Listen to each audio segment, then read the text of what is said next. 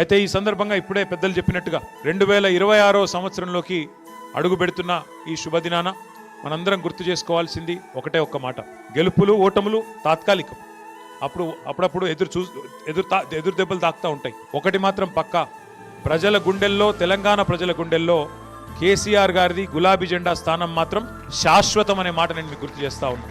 గెలుపోటములతో నిమిత్తం లేకుండా, గెలుపుతో ఓటమితో సంబంధం లేకుండా మన ప్రయాణం ఇట్లే కొనసాగాలి. కేసీఆర్ గారు ఎప్పుడు మనకు చెప్తా ఉంటారు, ఇతర పార్టీలకి తెలంగాణ రాజకీయం అంటే ఒక గేమ్, మనకు తెలంగాణ సాధించిన పార్టీకి రాజకీయం అంటే ప్రజల సంక్షేమము, రాజకీయం అంటే ఒక టాస్క్, ఒక ధర్మంగా, ఒక విద్యుక్త ధర్మంగా మనం భావించి ముందుకు పోతా ఉన్నాం. కాబట్టి ఈ ప్రయాణంలో అలుపెరుగని బాటసారులా ముందుకు నడుస్తున్న మా కార్యకర్తలందరికీ పేరు పేరున శుభాకాంక్షలు తెలియజేసుకుంటూ, ఈ సంవత్సరం, ఈ 2026 సంవత్సరం ఒకవైపు పోరాటాలని కొనసాగిస్తూనే మరొక వైపు పటిష్టమైన సంస్థాగత నిర్మాణం కూడా చేసుకోవాల్సిన అవసరం ఉంది.